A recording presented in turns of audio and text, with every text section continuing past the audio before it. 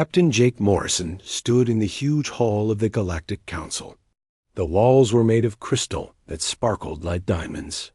12 different alien species sat in tall chairs, looking down at him. Their faces showed no kindness. Jake had been a soldier for 20 years, but he had never felt so small. The speaker was a snake-like creature from the Zephyrian Empire. Its voice was cold and harsh. The Council has made its decision, it said. Humanity is too dangerous to remain. Part of our civilization. You break our laws. You fight in ways that disturb the peace. You refuse to surrender, even when you cannot win. Jake's hands were steady, but his heart was racing. He had come here to defend his people. He had hoped to make the Council understand that humans were not evil. They were just different. But now he could see that his mission had failed. Earth will be cut off from the galaxy, the snake creature continued. No ships will enter or leave your solar system. No trade will happen. No communication will reach you. This is final. Dr. Lisa Carter stood beside Jake. She was Earth's best diplomat, a woman who had spent her life building bridges between humans and aliens. Now she watched as those bridges burned.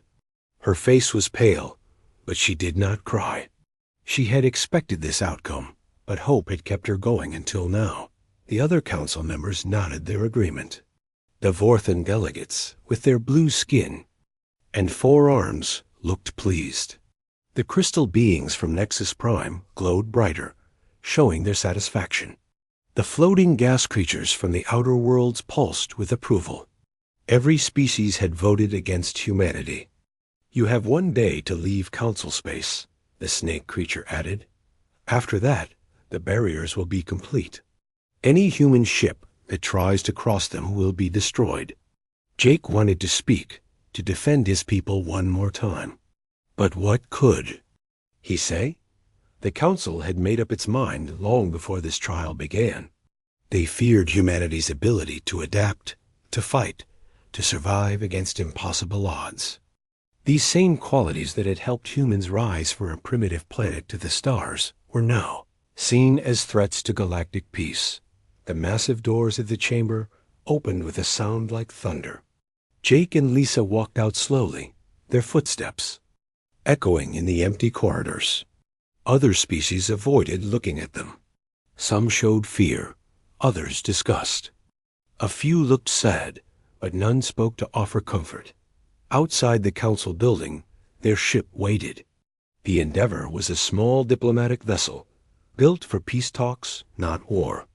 Its crew of 12 humans looked worried as Jake and Lisa approached. They had been listening to the trial through their communication systems. They already knew what had happened. "Sir," said Lieutenant Paul Grant, the ship's communications officer. "Earth Command is waiting for your report." Jake nodded.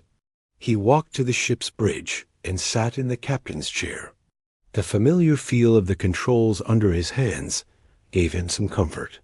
At least here, surrounded by human technology and human faces, he could think clearly. "Open a channel to Earth," he ordered. The holographic display flickered to life. Admiral Chris Powell appeared on the screen. He was sitting in the Pentagon's most secure room, surrounded by the Joint Chiefs of Staff. Powell was a big man with gray hair and tired eyes. He had been fighting humanity's battles for 30 years.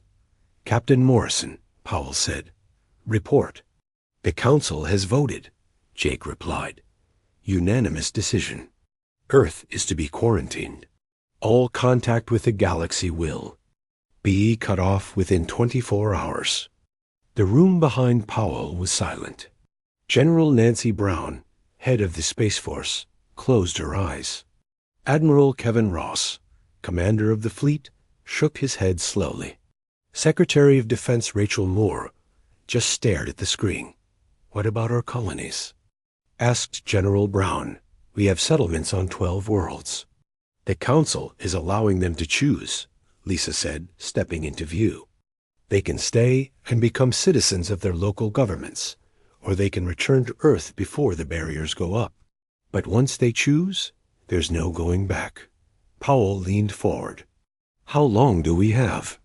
The barriers start forming in 18 hours, Jake replied. Any ship that wants to reach Earth needs to be inside the solar system by then. The Admiral was quiet for a long moment. Jake could see him thinking, planning. Powell had earned his rank by staying calm under pressure. Even now, facing the end of humanity's place in the galaxy, he was working on solutions. Captain Morrison. Dr. Carter, return to Earth immediately. We need to prepare for what comes next. Sir, Jake said, what comes next? We're going to be alone out here. Powell's expression changed. For the first time, Jake saw not worry in the Admiral's eyes, but something else, something that looked almost like excitement. Captain, Powell said slowly, for the last 200 years, we've been playing by their rules. We've tried to fit in, to be good citizens of their galaxy. We've held back our technology, our weapons, our ways of fighting. We've been polite. He paused, looking directly at Jake through the screen. But if they want us gone, if they want to cut us off from their precious civilization, then we don't have to be polite anymore. We don't have to follow their rules. We can be what we really are. Jake felt a chill run down his spine. He understood what Powell was saying. The Council thought they were punishing humanity by cutting them off. But they might have just made the biggest mistake in galactic history. Get home, Captain, Powell continued. We have work to do. The transmission ended. Jake looked at Lisa, who was staring at the blank screen. She understood, too. The Council had tried to cage humanity, but they had forgotten something important about cages. Sometimes they don't keep the dangerous thing in. Sometimes they keep the safe things out. The Endeavor turned away from the Council world and headed toward Earth. Behind them, the crystal spires of the galactic government grew smaller and smaller. But Jake was no longer looking back. He was looking forward toward home, toward a future that the Council could never have imagined. The galaxy was about to learn what happened when you cornered a species that had never learned how to give up. 6 months had passed since the barriers went up around Earth. The quantum walls were invisible but real, cutting humanity off from the rest of the galaxy. Ships that tried to leave were destroyed instantly. Communications could not get through. Earth was truly alone, but something strange was happening.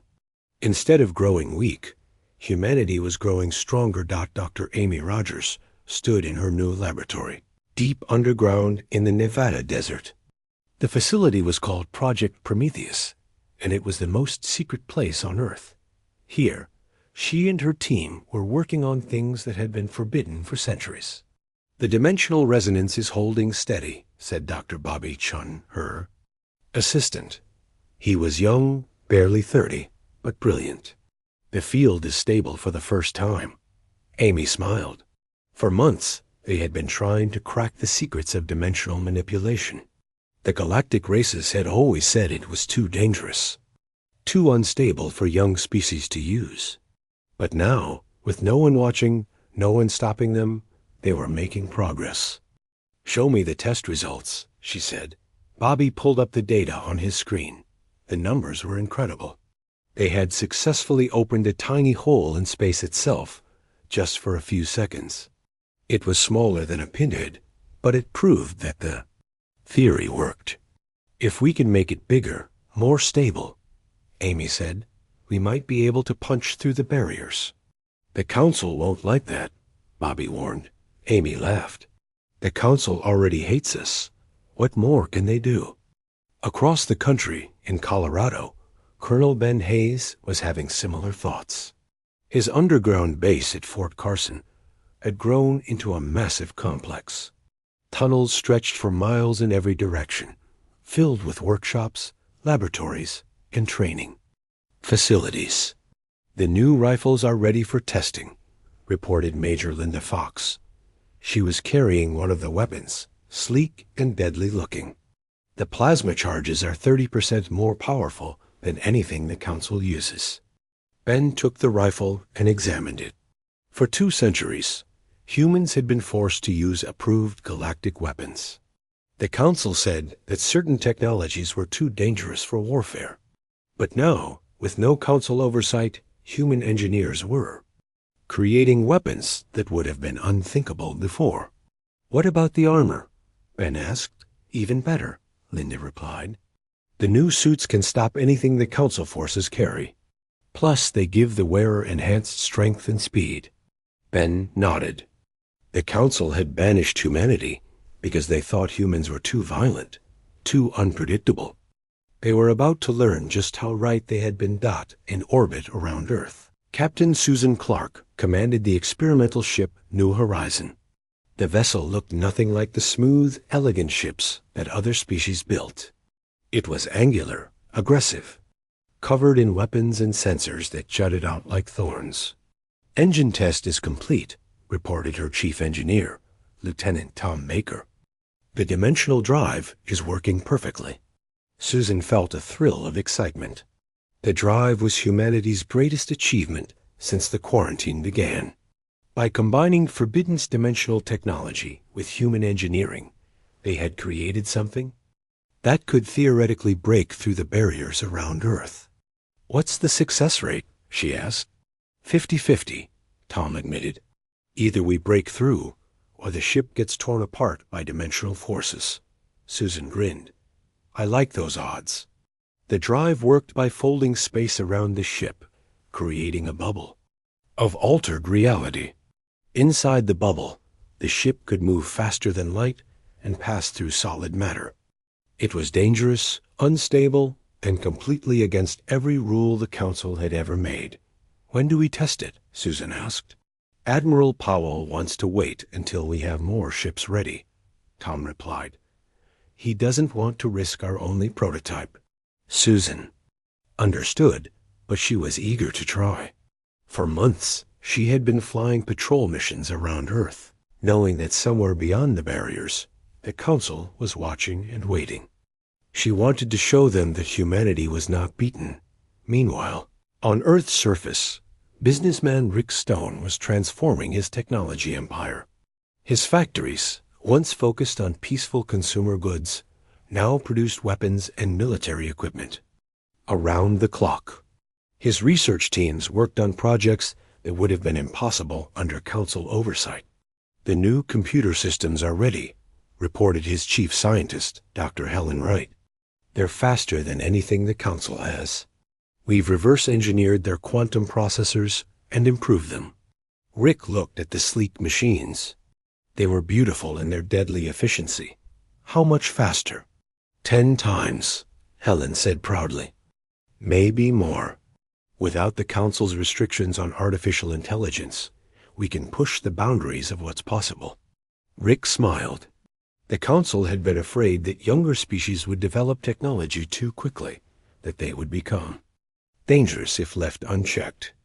They had been absolutely right. What about the manufacturing? Rick asked. "We're producing weapons and ships faster than any Council world could manage," Helen replied. Human industrial capacity was always impressive, but now that we're not, limited by their trade agreements and safety regulations, we are unstoppable. In the Pentagon, Admiral Powell reviewed the reports from all these projects. The numbers were staggering. In just 6 months, humanity had made advances that should have taken decades. The quarantine had not weakened them. It had set them free. "The dimensional research is ahead of schedule," reported General Brown. "Dr. Rogers thinks she can open a stable portal within the year. The weapons development is exceeding all expectations," added Admiral Ross. "Our new ships are more powerful than anything the Council fields." Powell nodded. "What about intelligence? Do we know what's happening out there?" "Limited information," replied Secretary Moore. "But our long-range sensors are picking up increased military activity on the Council worlds. They're nervous about something." Powell leaned back in his chair. "They should be nervous. They created their own worst nightmare when they locked us up in here. The truth was that the Council had never understood humanity. They saw humans as violent and unpredictable, but they missed the real danger. Humans were not just fighters. They were innovators, adapters, survivors. When faced with impossible odds, they did not give up. They got creative. "Sir," said General Brown, "what's our timeline?" Powell looked at the star charts on his wall. Somewhere out there, beyond the barriers, the Council worlds continued their comfortable existence. They thought they were safe from the human threat. They thought the quarantine would contain humanity's dangerous potential. 1 year, Powell said finally. In 1 year, we'll be ready to show them what happens when you try to cage a species that was born to be free. The room was quiet for a moment. Everyone understood what he meant. The Council had made a terrible mistake. They had given humanity time to prepare, resources to develop, and motivation to fight.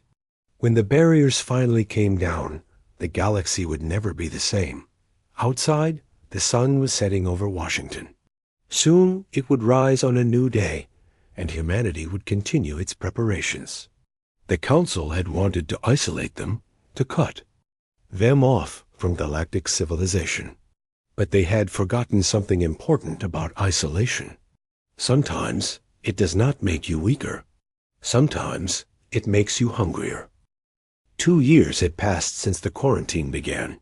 Dr. Amy Rogers stood before the massive dimensional gateway in the underground facility. The machine hummed with power, creating a hole in space itself.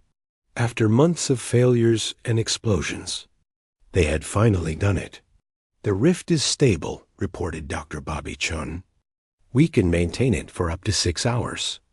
Amy could hardly believe it. The gateway was 10 feet tall and perfectly round, showing not the rock wall behind it, but the black of space. Through careful calculations, they had opened a doorway that led beyond the barriers around Earth. "Send the probe through," Amy ordered. A small robotic scout flew through the opening and vanished. Seconds later, data began streaming back to their computers. The probe had emerged in the outer rim, far from the main Council worlds. It was working perfectly. "We did it," Bobby whispered. "We actually did it." But Amy was already thinking ahead. A probe was one thing.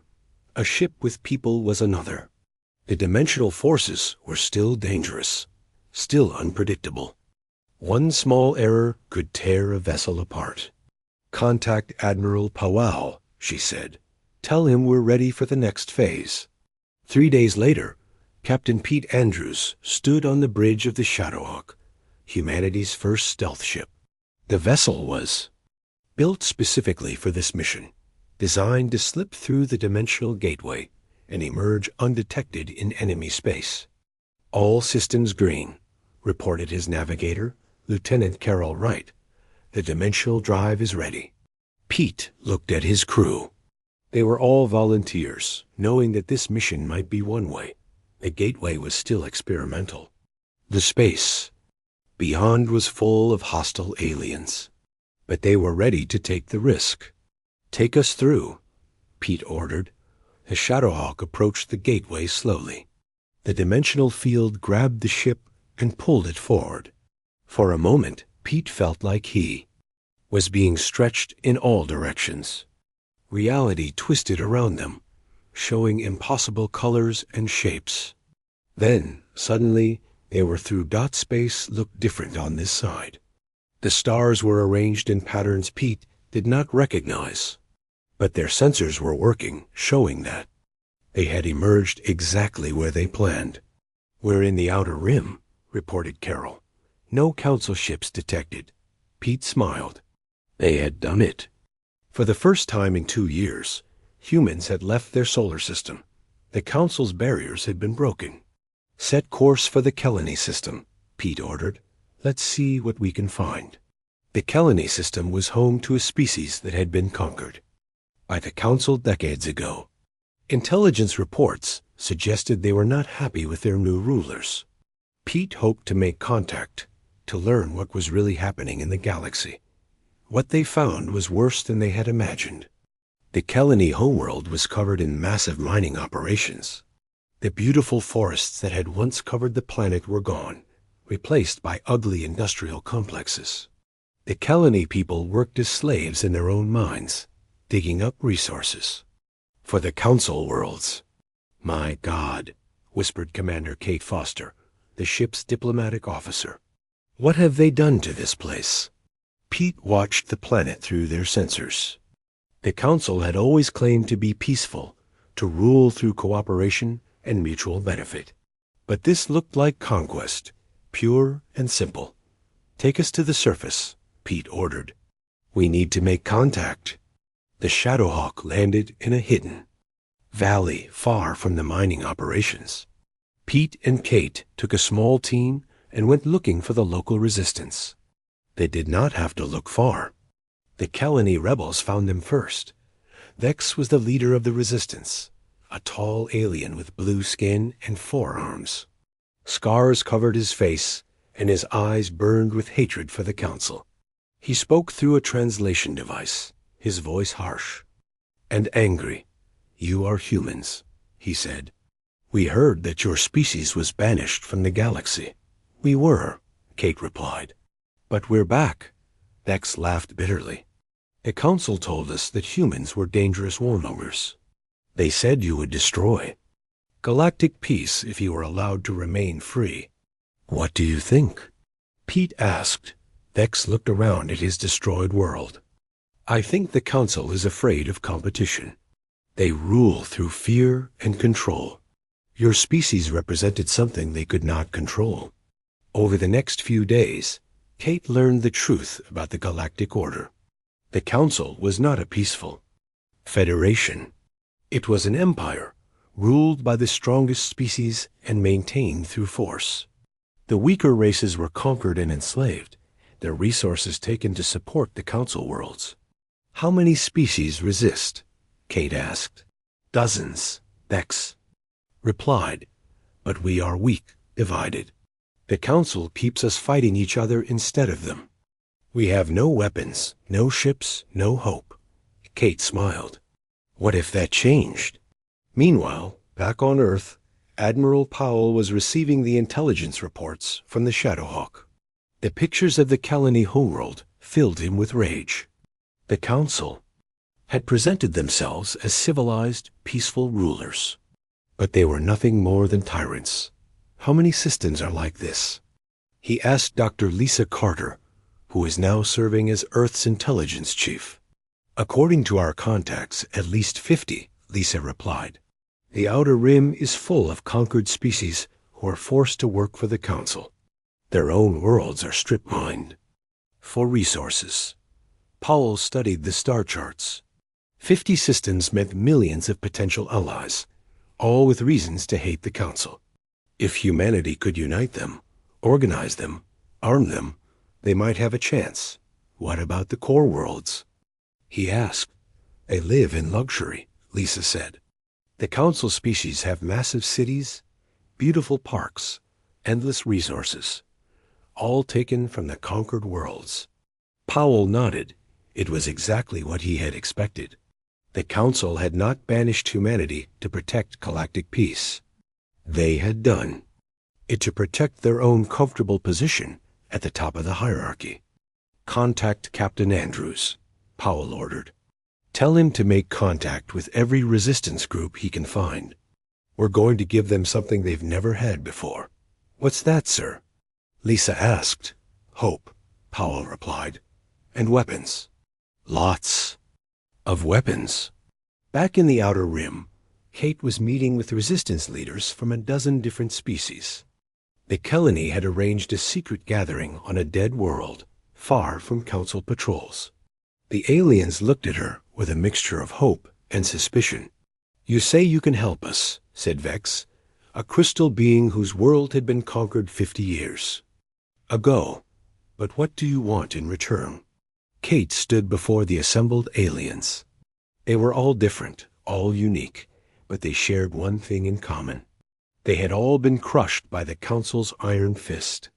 We want the same thing you do, she sighed. Freedom. The right to live on our own worlds, under our own rules. The council took that away from all of us. But you are just one species, argued Zara, a floating creature from the gas giant worlds. How can you fight the entire council? Kate smiled. We're not just one species anymore. We're all the species that the council has wronged. Together, we can tear down their empire and build something better. The room was quiet for a long moment. Then Vex stood up, his forearms raised. I have seen what humans can do, he said. They broke through barriers that were supposed to be impossible. They built ships that should not exist. If they say they can help us fight, I believe them. One by one, the other leaders stood up. They were tired of being slaves, tired of watching their worlds be destroyed. They were ready to fight, even if it meant dying in the attempt. Kate looked at their faces and saw something that the council had tried to destroy. She saw the spark of rebellion, the desire for freedom that lived in every thinking being. The council had made a terrible mistake when they had tried to crush that spark. Now it was about to become a flame that would burn across the galaxy. The war began on a Tuesday morning, Galactic Standard Time. Across 50 star systems, resistance fighters launched attacks that had been planned for months. The Council's patrol ships found themselves facing enemies who fought like nothing they had ever seen before. Commander Kate Foster stood on the bridge of the Shadowhawk, watching the battle unfold around the Kalani homeworld. The planet's orbital defense platforms were exploding one by one, destroyed by weapons that should not have existed. The Kalani fighters were using human-designed plasma cannons and quantum torpedoes, turning the tide of a war that had seemed hopeless just months before. The third platform is down, reported Lieutenant Carol Wright. The surface is clear for landing. Kate nodded. The plan was working perfectly. While the Council focused on the space battle, human advisors were leading ground teams to capture the mining operations. Once they controlled the facilities, they could free the Kalani workers and turn the planet's resources toward the rebellion. Signal the other task forces, Kate ordered. Phase 2 is a go. Across the galaxy, similar battles were raging. Human ships appeared without warning, striking at Council installations before vanishing back into dimensional space. The technology that the Council had banned was being used against them, creating tactical advantages that their forces could not match. General Alex Turner commanded the Human Expeditionary Force from the battleship Liberty. The massive vessel was a work of art, combining the best of human engineering with alien technologies that had been captured and improved. Its weapons could punch through any shield the Council possessed, and its armor could withstand attacks that would destroy conventional ships. Enemy fleet approaching, reported his tactical officer, Major Steve Johnson. 12 Council cruisers, led by a Zephyrian dreadnought. Alex smiled. The Zephyrians were the same species that had delivered humanity's banishment 2 years ago. They were about to learn what that decision had cost them. All ships, attack formation, Alex ordered. Let's show them what happens when you corner a species that doesn't know how to quit. The human fleet moved like a pack of wolves, each ship covering the others as they closed in on their prey. The Council forces tried to maintain their traditional battle lines, but human tactics were too unpredictable. The Liberty and its escorts attacked from above and below, using dimensional jumps to appear in impossible positions. The battle was over in minutes. The Council ships were designed for fighting other civilized species, enemies who followed predictable patterns and honored certain rules of engagement. They were not prepared for humans who treated war as a problem to be solved by any means necessary. Zephyrian dreadnought destroyed, reported Major Johnson. The other ships are retreating. Let them go, Alex said. We want survivors to spread the word. The galaxy needs to know that humanity is back. On the core world of Nexus Prime, the Council was meeting in emergency session. The crystal beings who ruled the planet were glowing with panic, their usual calm shattered by reports of defeats across the outer rim. The resistance movements are coordinated, reported the Zephyrian military commander. They're using weapons and tactics that we've never seen before. Our forces are being overwhelmed. The Council's leader, a massive crystal entity called the Prime, pulsed with angry light. How is this possible? The barriers around Earth are still in place. Humans cannot have escaped. The evidence suggests otherwise, replied the Vorthan. Intelligence Chief, we're detecting dimensional distortions consistent with banned technology. Somehow, they've learned to punch through our containment field. The Prime's glow intensified. Then we must strengthen the barriers, double the power output, triple it if necessary. It may be too late, the Vorthan said quietly. The rebellion is spreading. Species that have been loyal for centuries are beginning to question our authority. The Prime was silent for a long moment. The Council had ruled the galaxy for over 1,000 years, maintaining peace through strength and order through control. But now, for the first time, their authority was being challenged by an enemy they could not predict or contain. What do? You recommend? The Prime asked. We need to end this quickly, the Zephyrian commander said, before the rebellion spreads to the core worlds. I suggest we use the planet killer on one of the rebel worlds. Make an example that will show others the cost of defiance. The Prime considered this. The planet killer was their ultimate weapon, a device that could destroy entire worlds. It had been used only once before, centuries ago, to end the rebellion. That had threatened the Council's rule. Which world? The Prime asked. Colony Prime, the Zephyrian replied. It's the center of the current rebellion. Destroy it, and the resistance will collapse. Meanwhile, back on Earth, Dr. Amy Rogers was working on humanity's greatest project yet. The dimensional gateway had been expanded, allowing larger ships to pass through. But Amy had an even more ambitious plan. The quantum virus is ready, she reported to Admiral Powell. It's designed to attack the Council's barrier technology. If we can introduce it into their network, it will spread throughout their entire system. Powell looked at the data on his screen. The virus was elegant in its simplicity. It would corrupt the quantum fields that powered the Council's technology, turning their own weapons against them. How do we deliver it? He asked. We need to get close to one of their core worlds, Amy replied. The virus has to be introduced directly into their quantum network. Once it's in, it will spread like wildfire. Powell nodded. It was a dangerous plan, but it was their best chance to level the playing field. The Council's technological advantage had always been their greatest strength. Without it, they would be just another species fighting for survival. I'll lead the mission myself, Powell said. Sir, that's not necessary, Amy protested. We can send a smaller team. Powell shook his head. This is too important to delegate. If we're going to strike at the heart of their power, I want to be there personally. Back in the Outer Rim, Kate was meeting with Vex and the other resistance leaders. The Kelani homeworld had been liberated, but the celebration was short-lived. Their scouts had detected a massive Council fleet approaching, led by a ship that filled them all with dread.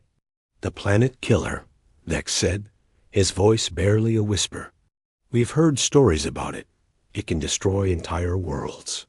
Kate felt a chill run down her spine. She had read the intelligence reports about the Council's ultimate weapon. If they used it here, millions of Kelani would die. How long do we have? She asked. 6 hours, reported one of the scouts. Maybe less. Kate made a decision that would change the course of the war. She opened a communication channel to Admiral Powell, back on Earth. Admiral, we need immediate assistance. The Council is about to use the planet killer on Kelani Prime. Powell's face appeared on the screen, his expression grim.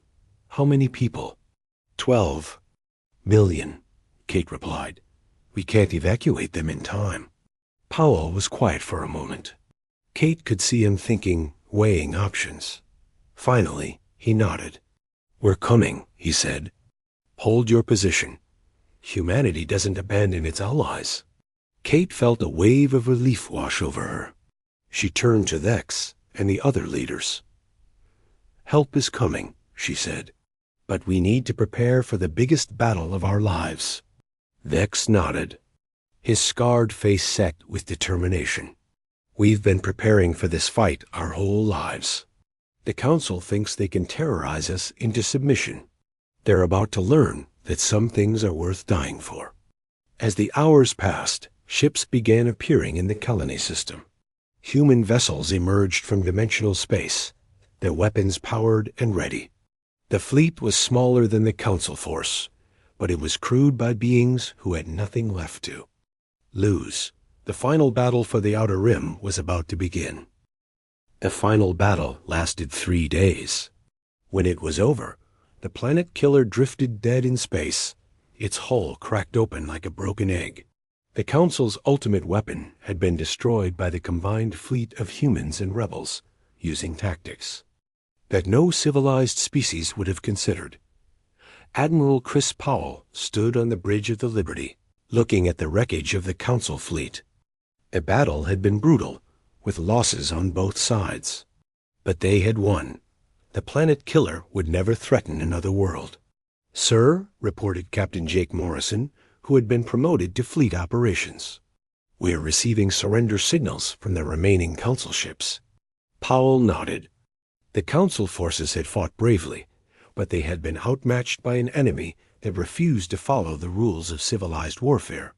Human ships had rammed Council vessels, used suicide attacks, and employed weapons that violated every galactic convention.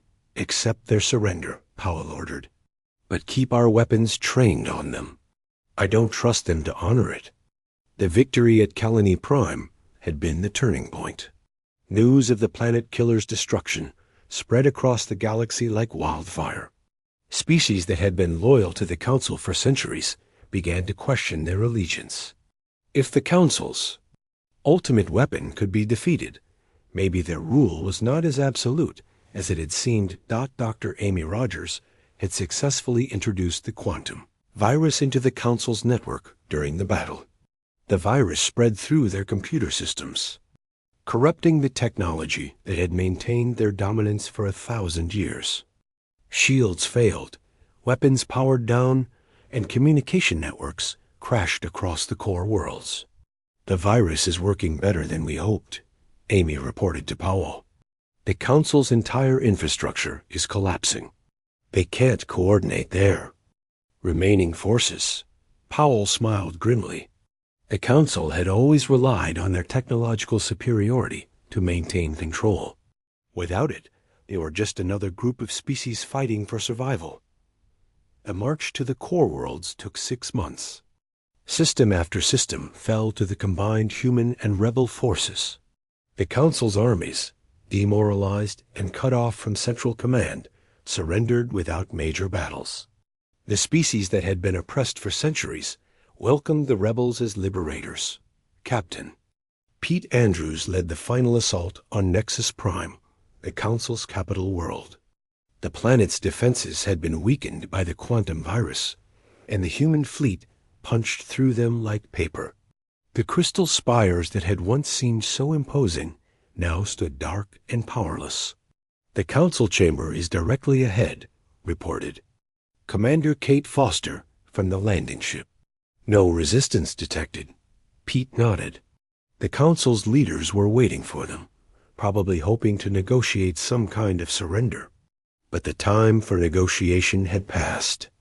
The galaxy was going to change, whether the Council liked it or not. The Council chamber was exactly as Jake Morrison remembered it from 2 years ago. The same crystal walls, the same tall chairs, the same sense of overwhelming authority. But now, the 12 species that had once ruled the galaxy looked small and defeated. The Prime, the crystal entity that led the Council, pulsed with dim light. "You have won," it said, its voice no longer commanding but tired. "What are your terms?" "Admiral." Powell entered the chamber, followed by representatives from dozens of species that had joined the rebellion. The Kelani were there, along with the Draxians, the Morphic Collective, and many others. For the first time in centuries, the oppressed had a voice in the halls of power. "The council is dissolved," Powell announced. "This body no longer has the authority to rule the galaxy." The Prime pulsed brighter. "And what will replace it? Chaos? War between species?" "Freedom," replied Dr. Lisa Carter, who had been appointed as humanity's first ambassador to the galaxy. "The right of every species to govern itself, to develop its own technology, to choose its own path." The former council members looked at each other in confusion. The idea of species governing themselves was foreign to them. For 1,000 years, they had maintained order through control, peace through dominance. "That's impossible," said the Zephyrian representative, the same snake-like creature that had delivered humanity's banishment. "Without central authority, the galaxy will tear itself apart. Younger species cannot be trusted with advanced technology." Powell stepped forward, his eyes hard. "You mean they can't be trusted to remain your slaves?" The truth hung in the air, like a physical presence. The council had never been about maintaining peace. It had been about maintaining power. The strong ruled, the weak served, and anyone who threatened that order was eliminated or contained. "The new Federation will be different," Lisa continued. "Every species will have equal representation. Decisions will be made by consensus, not by force. Technology will be shared freely, not hoarded by the powerful." "You're naive," the Prime said, its light flickering with anger. "Without hierarchy, without order, civilization will collapse." "Maybe your version of civilization," replied Dex, speaking for the first time. The Kelani leader's scars seemed to glow in the chamber's light. "But we're going to build something better." The transformation did not happen overnight. The galaxy had been shaped by 1,000 years of council rule, and changing it required patience and determination. But slowly, steadily, the new Federation took shape. On liberated worlds across the Outer Rim, former slaves became citizens. The Kelani rebuilt their forests, the Draxians constructed new cities, and the Morphic Collective created communication networks that connected every inhabited system. For the first time in centuries, these species could dream of a future that they controlled. The technology sharing program was revolutionary. Human engineers worked alongside alien scientists to develop new innovations that benefited everyone. The dimensional drive technology that had broken Earth's quarantine was improved and distributed freely. Weapons of war were converted into tools of exploration and construction. Rick Stone, the businessman who had transformed his empire during the quarantine, established the first interspecies trade networks. Unlike the old council system, where conquered worlds provided resources to their masters, the new economy was based on mutual benefit and fair exchange. "Production is up 300%, reported Dr. Helen Wright, his chief scientist. "When species are free to innovate and trade, prosperity follows naturally." The military transformation was equally dramatic. General Alex Turner established the Federation Defense Force, a volunteer organization dedicated to protecting member worlds from external threats.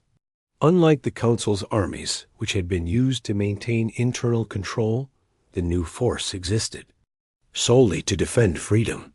"Every species contributes according to their abilities," Alex explained to the new Federation Assembly. "Humans provide tactical expertise and advanced weapons. The Kelani offer their knowledge of guerrilla warfare. The Draxians contribute their manufacturing capabilities. Together, we're stronger than any empire." But the most important change was cultural. Species that had been taught to fear and distrust each other began to work together. Human teachers, established schools on alien worlds, while alien philosophers came to Earth to share their wisdom. Art, music, and literature flowed freely between worlds, creating a rich cultural exchange that had been impossible under Council rule. Captain Susan Clark, now commanding the exploration vessel New Frontier, reported discoveries that would have been forbidden under the old system. We found evidence of ancient civilizations that the Council deliberately suppressed. Technologies that could revolutionize space travel, energy production, even medicine. The Council had not just oppressed living species. They had buried the achievements of the past, hiding knowledge that might have threatened their authority. Now, with their restrictions gone, the galaxy was rediscovering its lost heritage. 2 years after the Council's fall, Admiral Powell stood on the observation deck of Federation Station, the new capital that orbited the former Council world. Ships from hundreds of different species moved through space below him, carrying trade goods, passengers, and ideas between worlds that had once been isolated from each other. "Any regrets?" asked Lisa Carter, joining him at the window. Powell considered the question. The war had cost millions of lives, destroyed countless ships, and transformed the galaxy forever. But as he watched a human transport dock next to a Kalani science vessel, both crews working together to unload supplies for a joint research project, he knew the answer. "None," he said finally. "The Council gave us a choice. We could accept their version of peace, or we could fight for something better. We chose to fight." "And if they had never banished us?" Lisa asked. "If they had allowed humanity to remain part of their civilization?" Powell smiled. "Then the galaxy would still be a prison, and no one would know it." The communication console on the wall chimed, indicating an incoming message. The holographic display showed Captain Pete Andrews, now commanding a deep space exploration mission in the unexplored regions beyond the former Council space. "Admiral," Pete reported, "we've made contact with a new species, the Zentari. They've been hiding from the Council for centuries, afraid to reveal themselves." Powell nodded. It was not the first time they had discovered species that had chosen isolation over subjugation. The galaxy was larger and more diverse than the Council had ever admitted. "Are they friendly?" P